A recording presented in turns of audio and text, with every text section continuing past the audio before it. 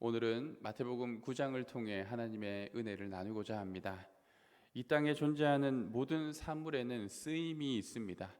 하물며 하나님이 친히 창조하신 사람은 마땅히 어딘가에 쓰임받기 위해 부르심을 받았습니다. 그 쓰임에 합당하게 살아가는 것만큼 복된 일이 없을 것입니다. 여러분의 삶은 어떠합니까? 예수님의 공생의 사역을 복음서를 통해 읽다 보면 살인적인 목회 스케줄에 가끔 놀랄 때가 있습니다. 그분을 둘러싼 수많은 사람들, 그리고 다양한 요구들, 잠깐 자신의 시간을 내기도 힘든 주님이십니다. 그런데 그런 모든 일들 가운데서도 주님은 한 번도 다급해하지 않으시고 또 수많은 사람들의 부름에 짜증 한 번 내지 않습니다. 그 이유는 오직 한 가지 이유 때문입니다. 바로 매사를 하나님의 부르심에 따라 순종하였기 때문입니다. 그리고 자신을 쓰임받는 종으로 하나님께 드리기를 기뻐하셨기 때문입니다. 하나님 아버지 입장에서 보면 예수님은 참 쓸데가 많은 종이라고 할 수 있습니다. 한 인격에게, 아니 존귀하신 주님께 쓸데가 많다라는 표현이 불경하게 들릴지 모르겠습니다. 그런데 제가 굳이 이런 표현을 쓰는 이유는 주님께서 그런 표현을 먼저 사용하셨기 때문입니다. 12절 말씀에 예수께서 이르시되 건강한 자에게는 의사가 쓸데없고 병든 자에게라야 쓸데가 있느니라. 주님은 자신이 수많은 죄인과 세리들에게 쓸데가 있는 의사라고 비유하셨습니다. 자신의 쓰임이 필요한 일과 상황에, 그리고 영혼들에게 아낌없이 자신을 내어주신 예수님이십니다. 오늘 말씀에서만 보아도 중풍병자와 세리와 죄인들, 마태, 관리의 딸과 혈루증 여인, 맹인들, 말 못하는 사람들, 그 외의 수많은 무리들에게 자신을 쓰임의 도구로 내어주셨습니다. 그리고 주님은 이 일이야말로 자신이 이 땅에 온 목적과도 같다고 말씀하셨습니다. 나는 의인을 부르러 온 것이 아니요 죄인을 부르러 왔노라.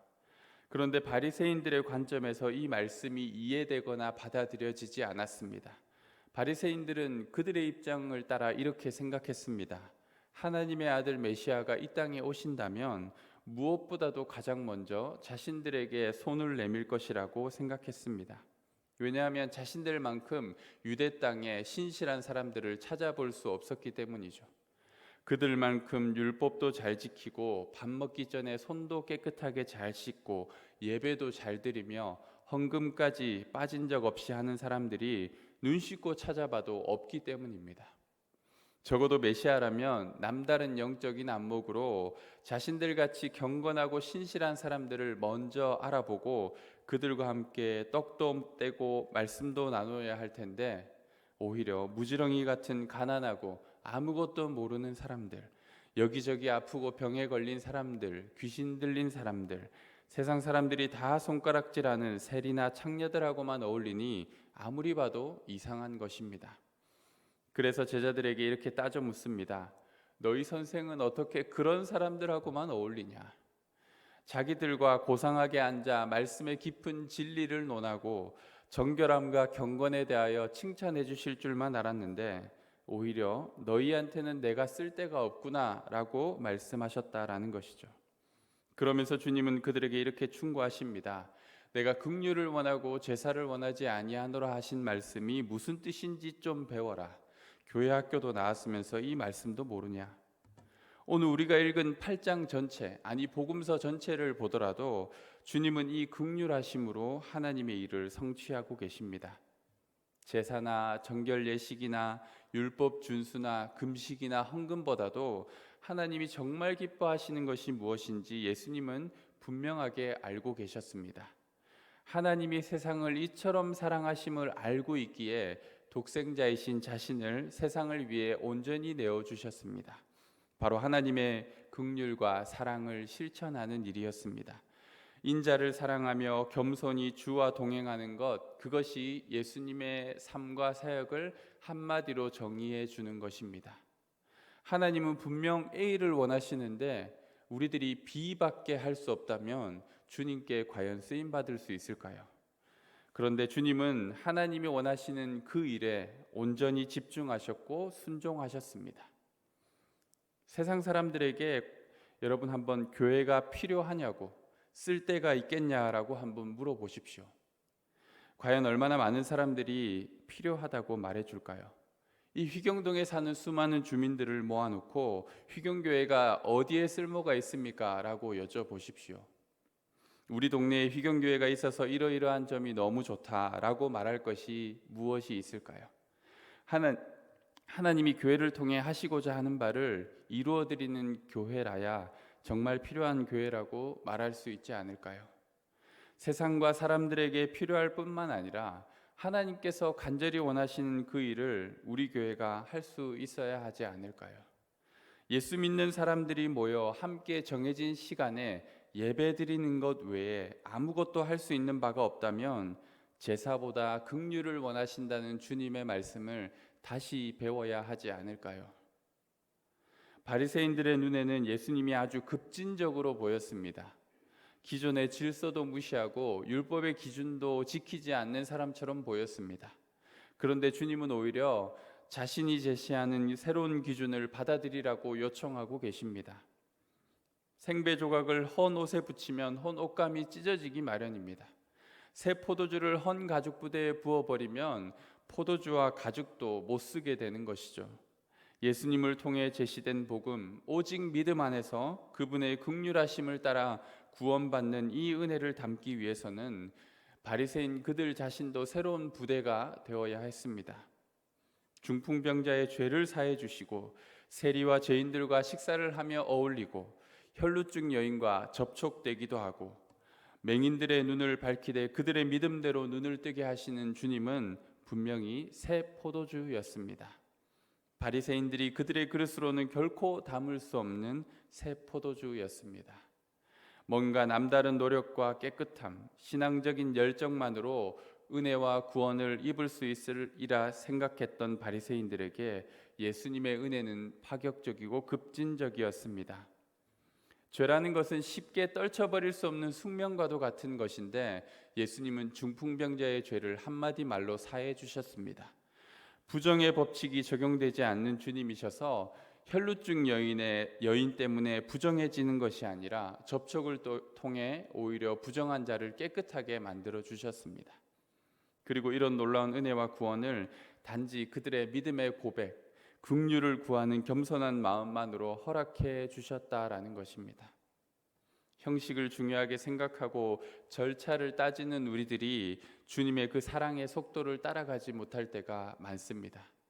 중풍병자를 걷게 하신 주님께 어디 절차도 없이 죄를 그냥 사해 주시냐고 말하고 있는 우리들입니다. 죄에서 건진받아 하나님의 사랑으로 다시 살아나야 할 사람들이 분명한데 그들이 가진 죄와 상황적인 조건들 때문에 무조건 배척해야 한다고 예수님께 항의하고 있는 것입니다. 이게 비단 2000년 전 바리새인들만의 문제일까요? 현재 교회들이 과연 영혼을 살리는 일에 주력하고 있고 예수님께서 보여주신 그 사랑의 사역을 얼마나 잘 감당한다고 말할 수 있을까요? 조직의 운영이나 직제와 형식, 오래된 개교의 전통과 관습, 단단하게 가족 공동체로 묶여 새로운 사람을 절대로 받아들이지 못하고 있는 이 폐쇄된 구조, 이 모든 것이 주님의 사랑을 따라가지 못하고 있는 우리 교회들의 부끄러운 모습은 아닐까요? 세상은 주님이 필요합니다. 간절히 필요합니다. 주님의 사랑과 긍휼의 마음이 쓰일 곳이 너무나도 많습니다. 죄인과 병든 자가 가득한 세상에 그들을 위해 오신 예수님이 절대적으로 필요합니다. 그런데 일꾼이 부족합니다. 추수할 것은 많되 일꾼이 적으니 그러므로 추수하는 주인에게 청하여 추수할 일꾼을 보내주소서 하라. 불쌍히 여기는 마음으로 목자 없는 양같이 고생하며 기진하는 이 땅의 영혼들과 소망 없는 세대를 바라보며 열심히 일할 주님의 종들이 필요합니다. 그런 주님의 교회가 필요합니다. 낡은 우리들의 사고방식이나 편견들, 종교적인 관습에 매여서 굳어져 버린 우리들의 신앙이 새로운 포도주를 담아내지 못하고 있진 않습니까? 11조 한번 빠뜨리지 않고 주일에 예배 착실하게 잘 드리면 천국에 가겠지라고 생각하였던 우리들이 예수라는 포도주를 과연 담아낼 수 있을까요? 내 것만 챙기기에 급급했던, 그리고 종교나 예술을 내 삶을 위해 이용만 하였던 우리들이 그러한 좁은 그릇이 살아 숨쉬고 역동적으로 역사하시는 주님의 복음의 능력을 과연 담아낼 수나 있을까요? 우리의 부대가 찢어지고 말 것입니다. 그래서 우리는 낡은 가죽 부대를 항상 고집하지 않습니까? 그리고 거기에 들어갈 만한 인간적인 것들만 담으려고 하지 않습니까? 내가 만든 내 기호에 맞는 종교적 구색만을 갖추려고 할 때가 얼마나 많습니까?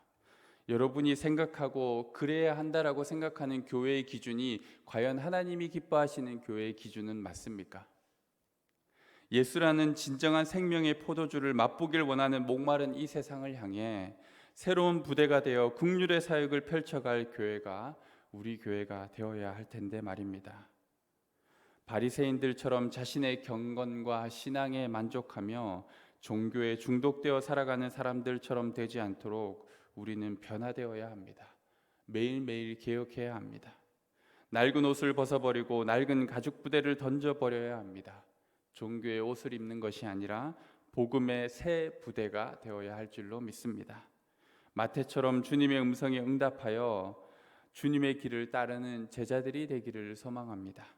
자신이 가진 모든 재산과 과거를 큰 잔치와 함께 정리하고 오직 주님만을 따르기로 결정한 우리가 읽고 있는 이 복음서의 저자인 마태처럼 주님만을 따르는 참된 제자로서 이 세상을 향해 또 하나님을 향해 쓸데가 많은 그러한 사람들, 그런 교회가 되어야 할 줄로 믿습니다.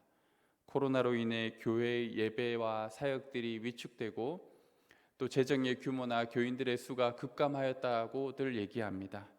하지만 주님의 마음으로 일해야 할 곳은 더 많아진 것 우리 알고 있지 않습니까? 천국 복음을 전파하며 모든 병과 모든 약한 것을 고치는 예수님의 사역을 함께 이어갈 일꾼들이 필요합니다. 교회의 낡은 관습은 벗어던지고 생명을 구원하는 긍휼의 사역을 펼쳐가는 교회가 되었으면 합니다. 우리의 좁은 신앙의 그릇은 버리고 새 부대가 되어 주님의 포도주를 담는 생명의 사역자가 우리 한 사람 한 사람이 되었으면 합니다.